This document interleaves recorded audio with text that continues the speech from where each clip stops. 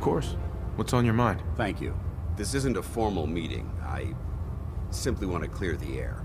I think we may have gotten off on the wrong foot when we first met, and I feel like I owe you an apology. Expecting you to embrace the standards of the Brotherhood without having a history with us was unfair. And given that you've adjusted so well to our beliefs, I don't think I needed to push so hard.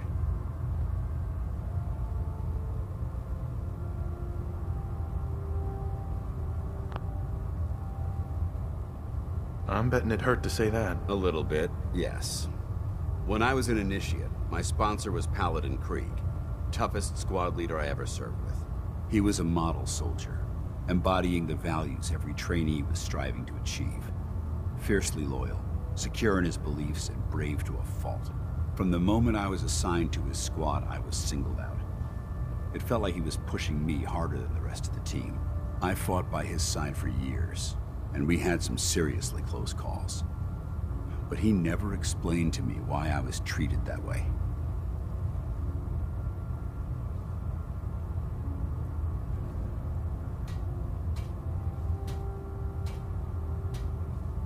Did you ever ask him why? I'd considered it, but unfortunately, I never had the chance. After I was promoted to Paladin, and I'd moved on to my own squad, I received word that Krieg was killed at Adams Air Force Base. The news was like being kicked in the stomach. I mean, I'd lost some of my brothers and sisters before, but his death, well, it really got to me. It's taken me a long time to realize it, but the reason Krieg was so tough on me is the same reason I'm so tough on you.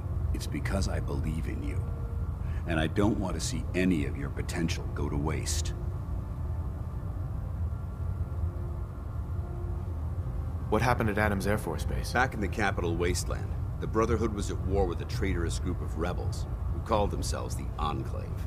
They maintained a mobile command post at the remains of Adams Air Force Base, just outside of Washington, D.C. The Brotherhood spearheaded an assault on the command post, which was ultimately successful, but costly. Quite a few soldiers died in that battle, and Paladin Krieg was among them. He made his mark on history, and whether you choose to believe it or not, you have the potential to do the same.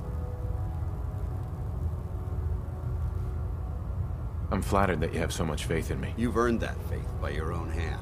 Well, I've said what I had to say, and I hope that it meant something to you. I trust you'll keep this in confidence, of course. Some of that information was of a personal nature, and, well, I'd like to keep it that way. Would it be possible to speak off the record for a moment? Absolutely. Go ahead. Thank you. This is difficult for me to say, so I hope you'll bear with me as I try to get through it. When you were first placed under my sponsorship, I had some serious reservations about it. Despite all that, this has turned out to be a rewarding experience for both of us. At this point, honestly, I don't feel like there's anything else I could teach you about being a Brotherhood soldier that you don't already know. It's apparent from your attitude and your actions that you intend to keep those ideals close to your heart. I'm flattered to hear this, but I feel like there's more. There is. I'm just not very good at these sort of things. Let me start at the beginning. I grew up alone in the capital wasteland. Spent most of my childhood picking through the ruins and selling scrap. When I was a bit older and had a few caps to my name, I moved into Rivet City and opened a junk stand. While I was there, I met a guy named Cutler. We got along pretty well. Watched each other's backs and kept each other out of trouble. When the Brotherhood came through on a recruiting run, we felt like it was a way out of our nowhere lives. So we joined up. Rivet City. It must be post-war, because I've never heard of it. You're right. It was a settlement, built inside the remains of a beached aircraft carrier. One of the safest places to live in the capital wasteland, until the Brotherhood arrived. It was the perfect location for me to try my hand at being a merchant. I'm glad you had greater ambitions than just selling junk. Once I saw what the Brotherhood had to offer, there was no comparison. Anyway, about a year after we were posted to the Prydwen, Cutler vanished on a scouting op. It took some convincing, but I was able to persuade my CO to let me assemble a squad and search for him. It took almost 3 weeks, but we tracked his team down to a super mutant hive. Those wretched abominations had slaughtered everyone but Cutler. He should have been so lucky. The mutant bastards used their FEV to change him into one of their own kind. He wasn't Cutler anymore. I had to... It was my duty to put him down. You did the right thing. It's what I was taught. I don't know if it was right. Ever since Cutler died, I've seen other soldiers come and go. Some were brave, some were honest. Hell, some were even downright heroic. But I'd never consider any of them to be a good friend. A friend like Cutler was. Until now. It's a good feeling, but it frightens me all the same. Having a bond with someone, then losing them. It changes you. I don't want to go through that again. It would never be that way with me. I care about you too much to let that happen. I didn't know you felt that strongly about well, about us. I'm sorry if I seem confused. You've certainly given me something to think about. I just thought you deserved to know how I felt. If you feel that I've overstepped my bounds, I completely understand. Whatever the case may be, I appreciate the fact that you took the time to listen. I know this may sound like a strange question, but tell me, what do you think about Scribe Halen?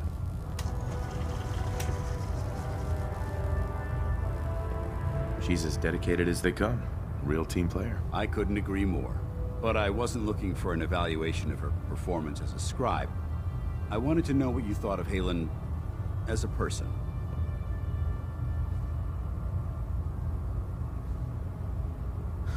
As a person? It's not like you to ask me something like that. No, it's not. The truth is, I'm worried about her. Since you and I are getting along so well, I felt like I could confide in you about it, to get your honest opinion.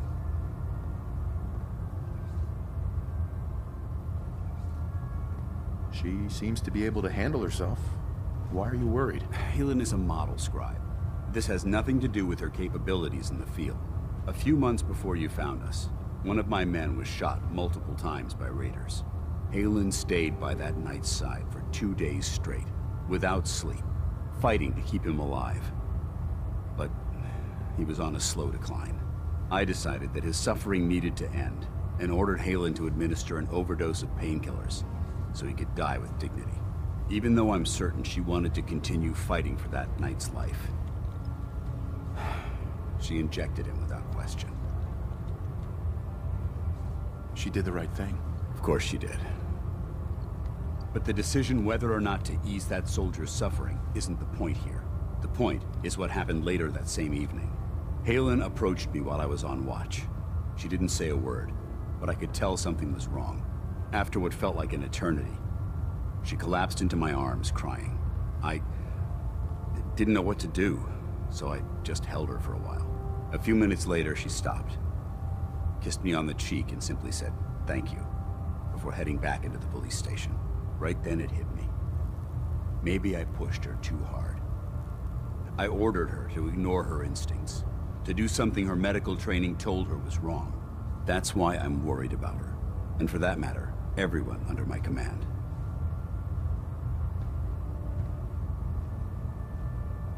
Halen will be fine. It's you that I'm worried about. Me? I see what you're getting at. I guess I never thought of it that way. Look, 4 soldiers. Over half of my team are gone. Each one of them died because of decisions that I made. I understand the risks that come with the job. We all do. But how can anyone have confidence in me anymore? Hell, how can I have confidence in myself? Would it make you feel better if I told you that I believed in you? Actually, it does. Well, looks like things have taken a turn. I signed up to be your sponsor, so I teach you everything that I know. But it looks like I'm the one that needed the lesson today. All joking aside, I'm pleased that we had this discussion. And with all the problems you're facing, you still took the time to listen. It's comforting to know that I can speak to you as more than just your commanding officer.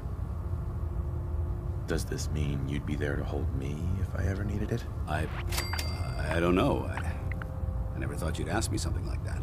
It would depend on the circumstances, but I suppose we'll just have to see what happens when the time comes. Anyway, thanks for letting me get that off my shoulders. I think it's been weighing on me more than I realized. I'm only sorry you had to see me at my worst, instead of at my best.